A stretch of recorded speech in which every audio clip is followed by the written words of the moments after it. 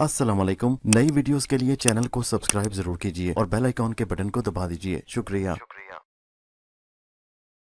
हजरत थानवी रहमतुल्लाह अलैह के मवाइज़ में यह हिकायत मज़कूर है कि शेख वहान रहमतुल्लाह मक्का मुकरमा के मशहूर आलिम थे। उन्होंने फरमाया कि मक्का मुकरमा में एक शख्स का इंतकाल हो गया तो उसके वर्सा ने उसे वहाँ के एक आलिम सालेह की कब्र में दफनाना चाहा। वो कुछ अरसा पहले इंतकाल कर चुका था। चूंकि मक्का मुकरमा में यह दस्तूर था कि एक कब्र में कई कई मुर्दे दफन कर देते थे, लिहाजा कब्र की खुदाई शुरू की गई।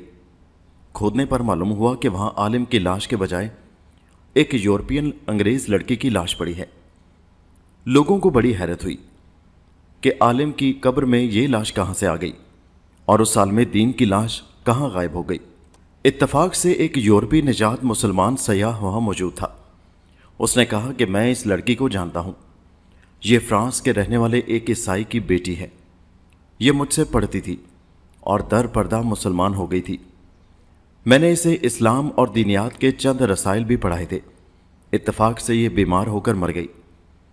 लोगों ने कहा कि इसके यहां मुंतकिल होने की वजह तो मालूम हुई कि ये मुसलमान थी और नेक थी, लेकिन ये बात बाइसे ताज्जुब है और वजह तलब है कि उस आलमे दीन की लाश कहां गायब हो गई, कहां चली गई उसकी लाश। लोग इस मुहिम्मा को हल करने के लिए कयास आराइयां करने लगे।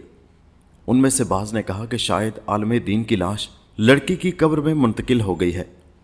चुनाचे लोगों ने उस सयाह से कहा कि जब तुम हज करके वापस यूरोप जाओ तो उस लड़की की कब्र देखना कि उसमें आलमे दीन की लाश है कि नहीं।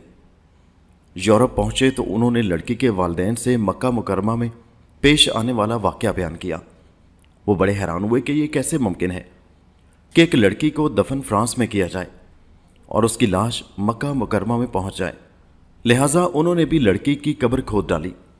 खोलने पर मालूम हुआ कि वाकई वहां लड़की के बजाय उस कब्र में मुसलमान आलिम की लाश टुकड़ों की सूरत में मौजूद थी, जिसको मक्का मुकरमा में दफन किया गया था। शेख वहान ने फरमाया कि उस सयाह ने किसी जरिया से हमें इतला दी कि आलिम दीन की लाश यहाँ फ्रांस में मौजूद है।